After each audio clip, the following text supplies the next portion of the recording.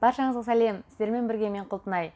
Кореяға саяхаттап келуші жандар өкінішке орай подвалға өте көп түсіп жатады. Сол кісілерден де бөлек осында келгісі келетін жандарды осынша ақшамызды құртып Кореяға барғаннан кейін алдын ала дайындалып барсақ екен деген жандар да өте көп.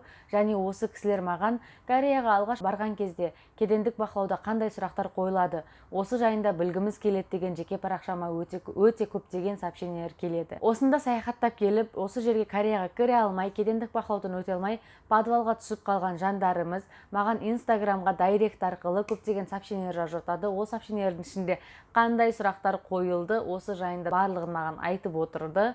Сонымен қатар ол кісілерден де бөлек менің достарым, туысқандарым да Кореяға келген кезде осында қандай сұрақтардың қойылғаны жайында маған айтқан болатын. Осы сұрақтардың барлығын реттеп, толығымен сіздерге түсіндіріп өтсем екен деймін. Себебі маған инстаграмға дайректке көптеген сұрақтар келеді. Кореяға барған кезде қандай сұрақтар қояды, осыларды айта аласыз ба деп.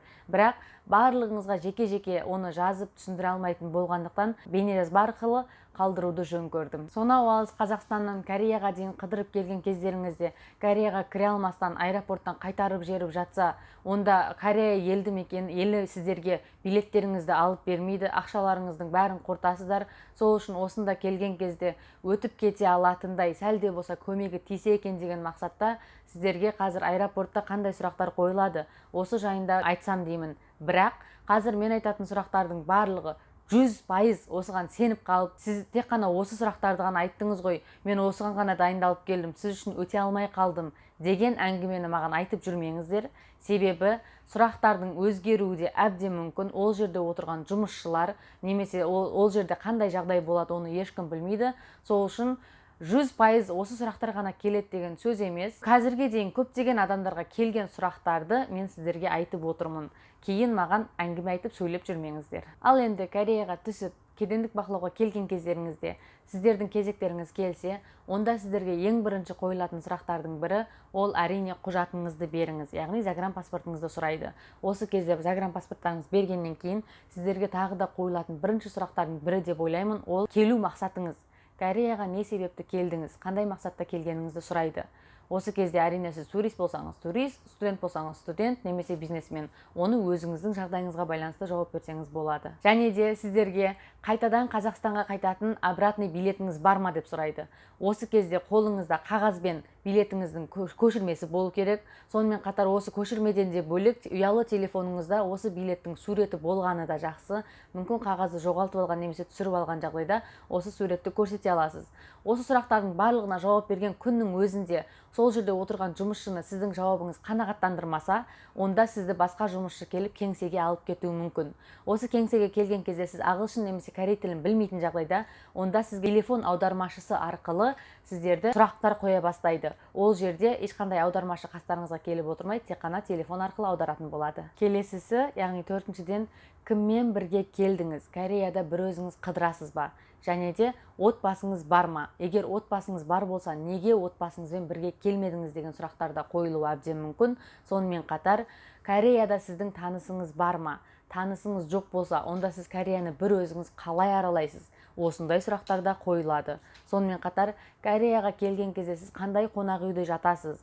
Қонақ үйдің атын, мекен жайын толық сұрайды, және ол қонақ үй тіпті немен барасыз? Осы жайында да сұрауы мүмкін. Сол үшін қонақ үйге баратын қонақ үйіңіздің атын, мекен жайын және ол қонақ үй немен жетесіз, осы жайында толық жаттап алғандарыңыз дұрыс деп ойлаймын. Келесісі, Кореяға келгеннен кейін сізге міндетті түрде қойылатын сұрақтардың бірі қалтаңызда қанша ақша бар, яғни өзіңізбен бірге қанша ақшаны алып келдіңіз.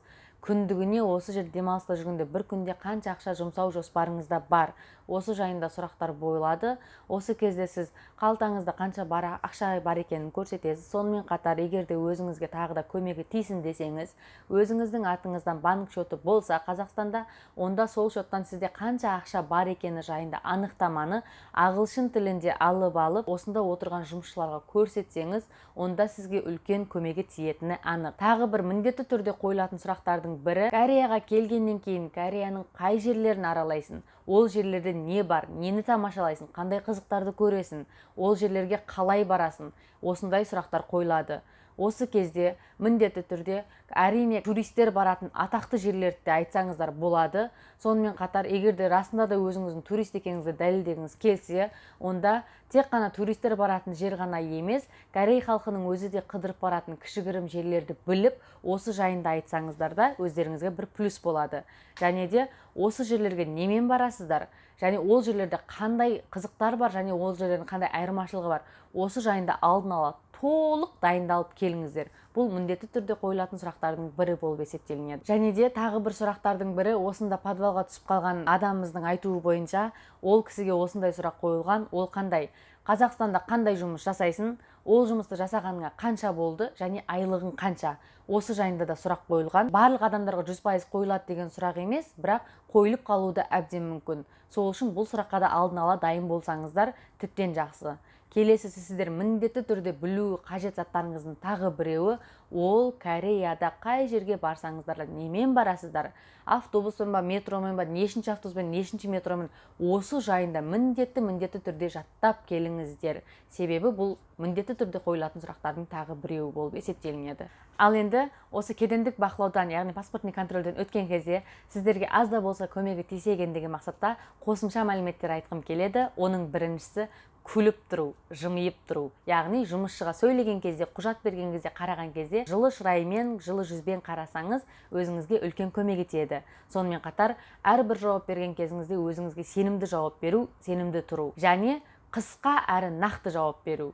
Және өзіңіздің киініп келген киіміңізге мән беру. Яғни сіздің турист, саяхаттанушы екеніңізді дәлелдей алатындай киім киініп келсеңіз екен деймін.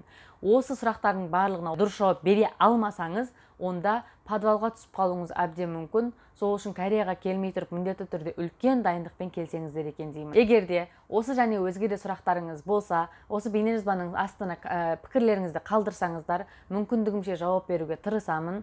Сонымен қатар бұдан да көп, бұдан да жақсы ақпараттарды алғыларыңыз келсе, онда Құлтынай ТВ каналына тіркелуді ұмытпаңыздар. Әрбір Кореяға келуші, келемін деген азаматтардың барлығына осы бейнежазба үлкен көмегі тисе екен деймін.